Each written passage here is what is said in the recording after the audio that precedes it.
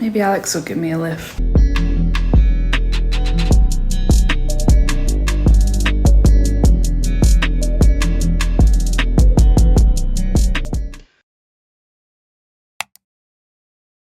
Hi. I didn't expect to see you here. I had planned to do an Alex Pereira style strength and conditioning workout based on this video that he released on his YouTube channel showing his training for UFC 300.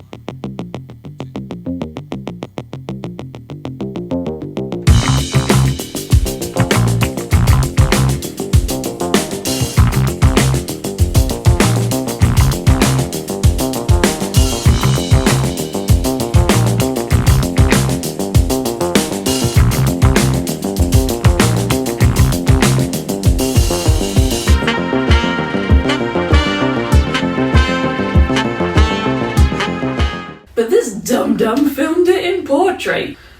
In this dum-dum's defense, it was 4 AM on a Sunday after a night of fights, so we can forgive the brain for not braining. But as one door closes, another cloud has silver lemonade, or whatever it is that they say. So I'm switching it up, pivoting on the back foot, keeping them guessing, stick and move. I haven't watched the workout footage yet, so I thought we could watch it together and I'll talk you through it, give you a little colour commentary, play by play. Just call me Daniel Cormier, go on. You know I like it when you do that. I got it right here, shall we? Put it here. Here.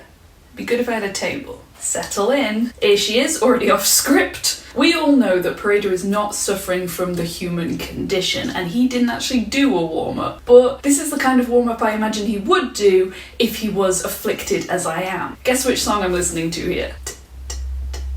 Boot scooting baby is driving me crazy and a man and that 5, 6, 7, 8. Pereira's favourite.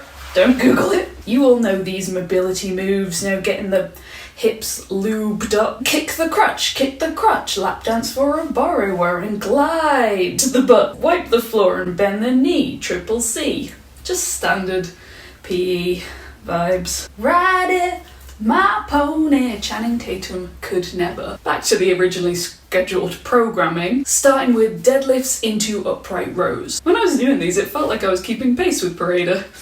Looking back, maybe I was just trotting along at the back of the pack with his dead grandma. What you hiding there, gremlin girl? You got snacks? Now these are a great full body exercise. Basically anytime you're combining two exercises together, you're just getting more bang for your buck. So if your time is crunchy, get all Doc Frank with it, you know? Also the transition is super challenging on the core. You know, that bit. And by focusing on speed and power over time under tension, you will give your cardiovascular system a wake up. Mine looks like it's ready to go back to bed. Looks like I opened my Monster and a fit girl genie came out. I'd ask for unlimited Monster. Mr. Pereira is taking us into back squats now. He sure knows how to show a girl a good time. Jump scare. Oh, and another one. Oh, this section is brought to you by ugly faces and unattractive angles. Lolly's looking up at the clock. Never a good sign. Oh, that's not even in slow motion.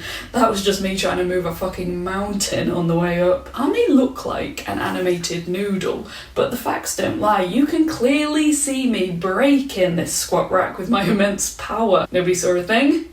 Style it out, back it up, and we're clear. Peekaboo! While she's taking a rest, I should probably explain to you the general format of this workout. In total, there are only 5 exercises, but Alex looked like he was done. That bitch interrupting again. Decline lunges.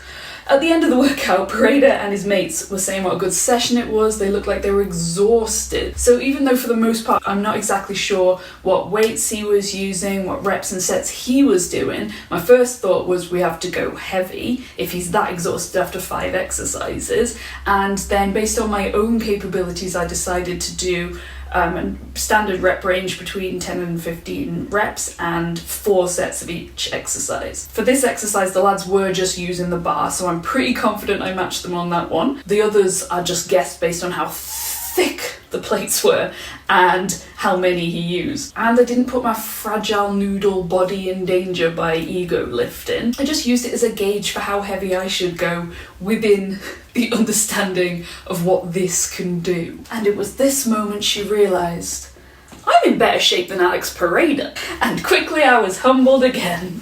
Let's call this whole section embarrassment. I obviously need to do movements like this more often, because what the fuck, man? Let's just enjoy the next few moments basking in the glory of my uncoordinated existence. Oh, which leg you gonna... there we go. Then I managed to put the camera in the wrong place. Let's pretend I was doing something artsy and catching the reflection in the mirror. Plus I was probably still flopping around like a mermaid that's been caught by an electric eel. 3, 2, 1. Notice my own stupidity reflected back at me. That wasn't pointing in the right direction, was it? Nope. Quick check. At least she learns. Not how to do this movement, but something. I mean, give the girl some credit. I figured out the coordination finally, but those legs flying down every time my torso comes up. A humbling hip flexibility, immersive experience that I'm glad we're all enjoying together. I don't do well at being bad at things, can you tell? Right, that went on like it went on forever. That's paint on my knee.